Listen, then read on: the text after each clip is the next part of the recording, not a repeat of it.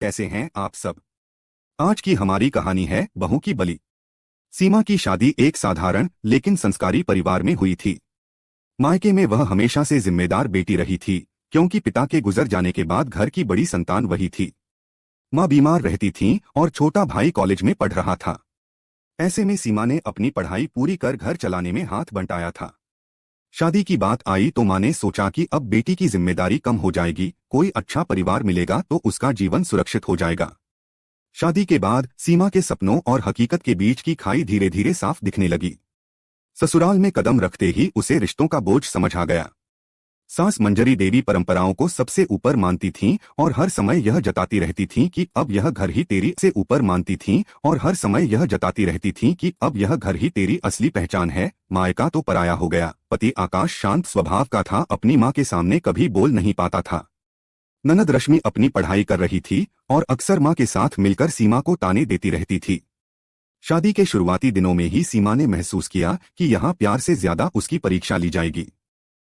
मायके से अगर कोई फोन आता तो मंजरी देवी तिरस्कार भरे स्वर में कहती, तेरे मायके वाले तो रोज ही मांगते होंगे, अब यह घर कोई दान पुण्य का अड्डा नहीं है। सीमा चुप रह जाती, क्योंकि मायके की हालत वह सबसे बेहतर जानती थी। माँ की दवाई, भाई की पढ़ाई, यह सब उसके लिए चिंता का कारण था, लेकिन ससुराल में इस पर कोई सहानुभूति नहीं थी। एक दिन जब सीमा की माँ तेज बुखार से बीमार पड़ी और फोन पर रोते हुए बोली, बिटिया दवा तक लाने के पैसे नहीं हैं, तो सीमा के दिल में बवंडर उठ गया। वह पति आकाश के पास गई और धीरे से कहा, आकाश अगर थोड़ा पैसा मायके भेज दूं तो माँ का इलाज हो जाएगा। आकाश असहज होकर बोला, सीमा तू जानती है माँ को यह बात बिल्कुल पसंद नहीं आएगी, अगर पता चला तो घर में तूफान खड़ा हो जाएगा। सीमा की आंखों से आंसू झर पड़े, लेकिन उसने मायके को आश्वासन दिया कि वह कुछ इंतजाम करेगी। धीरे धीरे यह सिलसिला बढ़ता गया। मायके की परेशानियां, ससुराल की अपेक्षाएं, पति की चुप्पी और सास के ताने, यह सब मिलकर सीमा को तोड़ने लगे। वह हर बार खुद को समझाती, शायद समय के साथ सब ठीक हो जाएगा, लेकिन हालात और बिगड़ते चले गए। समय बीतने लगा। शादी को अभी 6 महीने ही हुए थे, लेकिन सीमा को लगता था जैसे उसने वर्षों का संघर्ष देख लिया हो। सुबह से रात तक घर के कामों में वह लगी रहती, फिर भी मंजरी देवी को कभी संतोष नहीं होता। वह कहती, तू चाहे कितना भी कर ले, बहू का कर्तव्य पूरा नहीं होता। बहू वही जो अपने मायके को भूलकर सिर्फ ससुराल की सेवा करे। सीमा चुपचाप सुन लेती। मन में बार बार सवाल उठता, क्या बहू होना अपनी पहचान खो देना है? क्या अपने मायके से रिश्ता रखना पाप है? लेकिन जवाब कौन देता? पति आकाश से भी वह खुलकर कुछ कह नहीं पाती, क्योंकि वह हर बार वही एक पंक्ति कहकर बात टाल देता, सीमा मैं तेरे साथ हूँ, लेकिन माँ को नाराज नहीं कर सकता। इधर मायके में हालात और खराब हो रहे थे। भाई का कॉलेज का फीस भरना मुश्किल हो गया था और माँ की तबीयत लगातार बिगड़ रही थी। सीमा ने अपनी कुछ शादी के गहने गिरवी रखकर भाई की फीस भरवाई। यह बात जब मंजरी देवी को पता चली तो उन्होंने घर में कोहराम मचा दिया। यह लड़की हमारे घर की इज्जत बेचकर अपने मायके वालों का पेट भर रही है। बहू नहीं, आफत लाई है यह घर में। उनके शब्द तीर की तरह सीमा के दिल में चुभे। आकाश ने बीच बचाव करने की कोशिश की, लेकिन उसकी धीमी आवाज मंजरी देवी के गुस्से में दब गई। रश्मि ने भी ताना कसते हुए कहा, माँ ठीक कहती हैं, भैया की कमाई इस पर ही नहीं, इसके मायके पर भी खर्च होगी। कल को इसे बच्चे होंगे तो क्या तब भी अपने मायके को ही पालती रहेगी? सीमा के पास कोई जवाब नहीं था। आंसू उसके तकिए का सहारा बन गए। रात को जब वह अकेली लेटी तो सोचने लगी, क्या मेरा कर्तव्य केवल ससुराल तक सीमित है? क्या माँ और भाई मेरे अपने नहीं रहे?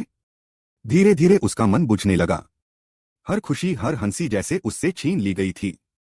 लेकिन फिर भी उसने तय किया कि चाहे जो हो, वह दोनों घरों के बीच संतुलन बनाने की कोशिश करेगी। वह सुबह जल्दी उठकर सास-ससुर की सेवा करती, ननद के लिए नाश्ता बनाती और पति की हर जरूरत पूरी करती। साथ ही चोरी छुपे मायके वालों से फोन पर बात करती और उनकी मदद के लिए छोटी छोटी बचत करती रहती। लेकिन मंजरी देवी को बहू की हर हरकत पर शक रहता। एक दिन उन्होंने सीमा को मोबाइल पर मायके से बात करते सुन लिया। उसी समय पूरे घर में हंगामा खड़ा कर दिया। देखो जरा बहू को, इसे हमारे घर से ज्यादा मायका प्यारा है। बहू तो हमारी, लेकिन दिल किसी और का। आकाश भी इस बार चुप रहा। उसकी चुप्पी ने सीमा को भीतर तक हिला दिया। उस रात सीमा ने खुद से वादा किया, मैं टूटूंगी नहीं।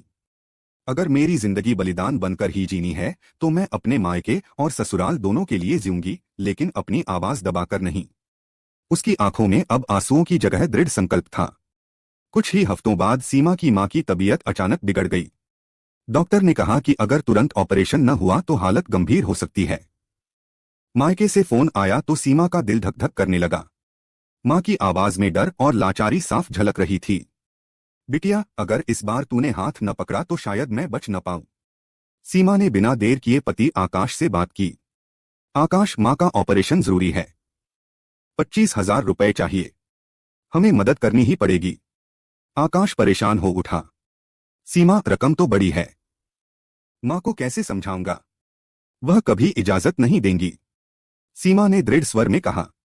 आकाश, अगर इस बार आपने साथ न दिया तो समझ ले मैं साथ न दिया तो समझ ले मैं टूट जाऊंगी। मां के लिए मैं किसी की भी नाराजगी सह लूंगी, लेकिन उन्हें यूं मरने के लिए नहीं छोड़ सकती। आकाश की खामोशी ने सीमा को और बेचैन कर दिया। वह सोचने लगी कि शायद उसे अकेले ही यह बोझ उठाना होगा। उसने अपनी बचाई हुई छोटी सी रकम और कुछ गहने निकालकर मायके भेज दिए। लेकिन मंजरी देवी को जब इस बात की भनक लगी तो पूरा घर गूंज उठा। हमारी बहू ने तो हद ही कर दी। यह घर लूटकर अपने मायके वालों की झोली भर रही है। और तू आकाश, तू भी अपनी बीवी की चाल में फंस गया। रश्मि ने भी आग में घी डालते हुए कहा। भैया, अगर आज तू चुप रहा तो कल को यह हमारे हिस्से की जमीन तक अपने मायके ले जाएगी। सास के आरोप और ननद के तानों के बीच सीमा खड़ी रही। उसकी आंखें लाल थीं, आंसुओं से नहीं बल्कि आत्मसम्मान से। पहली बार उसने ऊंची आवाज में कहा, हाँ, मैंने अपने मायके की मदद की है, क्योंकि वह मेरा घर है, मेरी माँ है। जिस माँ ने मुझे जन्म दिया, उसे बचाने के लिए अगर मुझे आपकी नजरों में गुनहगार बनना पड़े तो मैं यह गुनाह 100 बार करूंगी। पूरा घर सन्न रह गया।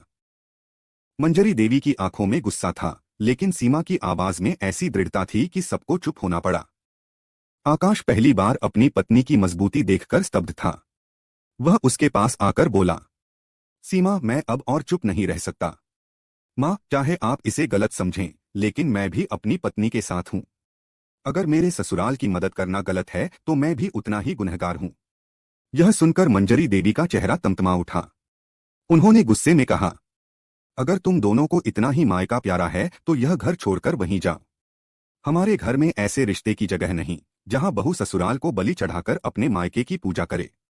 सीमा की आंखों से आंसू छलक पड़े, लेकिन इस बार वे कमजोरी के नहीं बल्कि लड़ाई की शुरुआत के थे। उस रात सीमा और आकाश देर तक जागते रहे।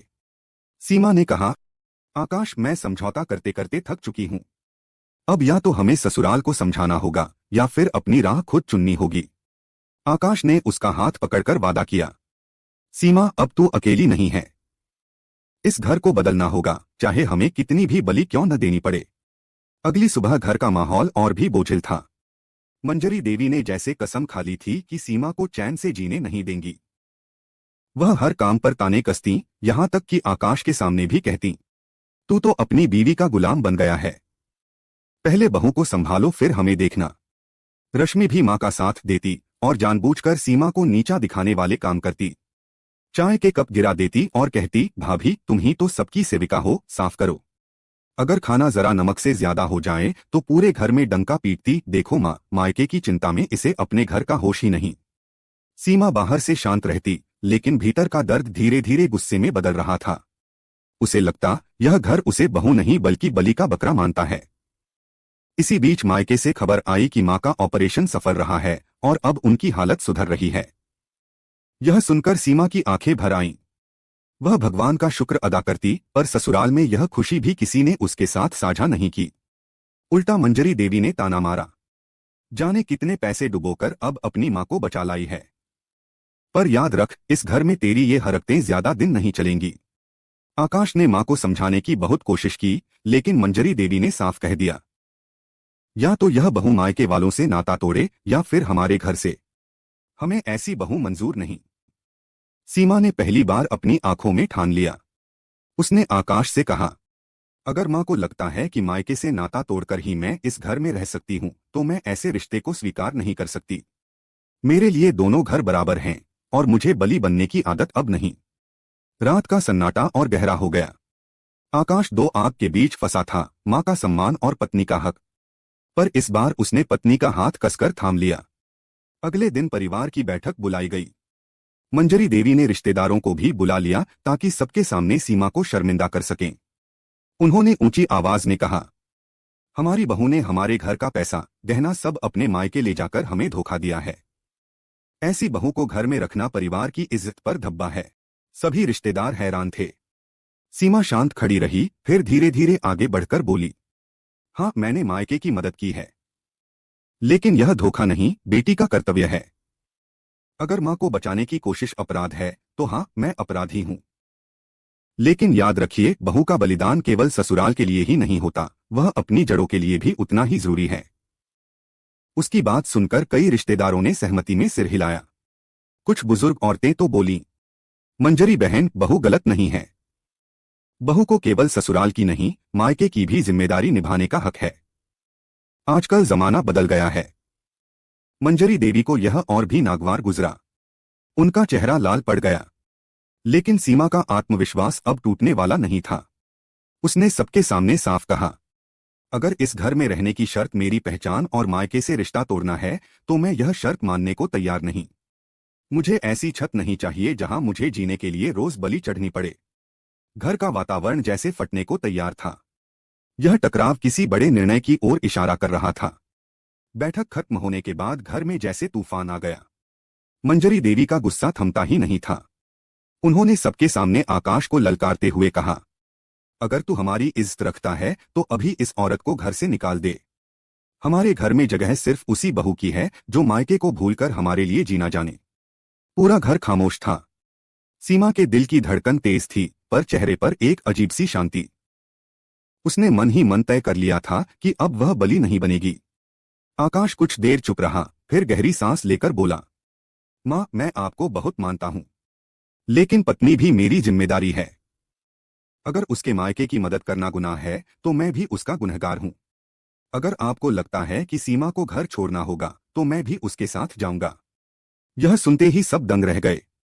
रश्मि ने घबराकर कहा, भैया, ये क्या कह रहे हो? आप मां को छोड़ दोगे? आकाश ने दृढ़ता से कहा, नहीं रश्मि, मां को नहीं छोड़ूंगा। लेकिन अगर मां हमें छोड़ना चाहती हैं, तो हमें अपना रास्ता खुद चुनना होगा। पत्नी का मायके से रिश्ता कोई अपराध नहीं है। मंजरी देवी के पैरों तले जमीन खिसक गई। वह सोच भी नहीं सकती थी कि उनका बेटा उनके खिलाफ खड़ा हो जाएगा। उनका चेहरा गुस्से और दुख से लाल हो गया।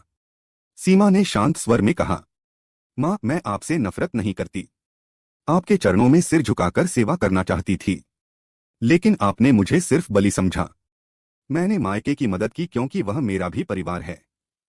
अगर यही मेरी गलती है, तो मैं यह गलती बार बार करूंगी। मैं अब किसी का मौन बलिदान नहीं बनूंगी। मैं अपनी जिंदगी अपने हक और सम्मान के साथ जीऊंगी।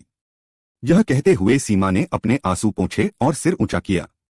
कुछ रिश्तेदारों ने आकाश और सीमा का हुए सीमा ने अपने आंसू पोंछे और सिर ऊंचा किया।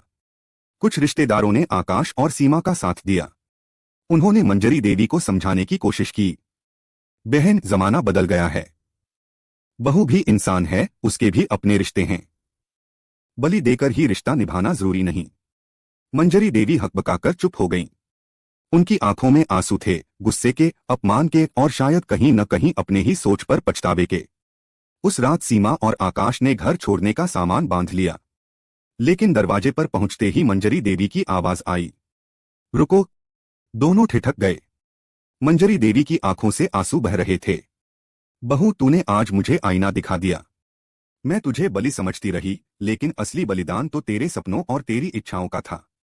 अगर बेटा और बहू साथ हैं, तो मैं तुम्हें रोकूंगी नहीं, पर इतना जरूर कहूंगी, मुझे बदलना होगा। सीमा के दिल में जैसे बोझ उतर गया। उसने सास के पैरों में झुककर कहा, मां, मुझे सिर्फ बहू नहीं, बेटी की तरह अपनाइए। मैं आपका घर छोड़कर नहीं जाना चाहती। मैं सिर्फ इतना चाहती हूं कि मुझे भी मायके के लिए जीने का हक मिले। मंजरी देवी ने कांपते हाथों से सीमा का सिर सहलाया। आकाश की आंखों में भी नमी थी। उस दिन से घर का माहौल धीरे धीरे बदलने लगा। ताने पूरी तरह बंद तो नहीं हुए, लेकिन सीमा की आवाज अब दबती नहीं थी। वह बहू होकर भी बेटी की तरह मायके और ससुराल दोनों की जिम्मेदारियां निभाती रही। और सबसे बड़ी बात, उसने यह साबित कर दिया कि बहू की बलि रिश्तों को तोड़ने के लिए नहीं, उन्हें जोड़ने के लिए होती है। धन्यवाद दोस्तों। अगर आपको कहानी अच्छी लगी हो तो चैनल को लाइक, शेयर और सब्सक्राइब करना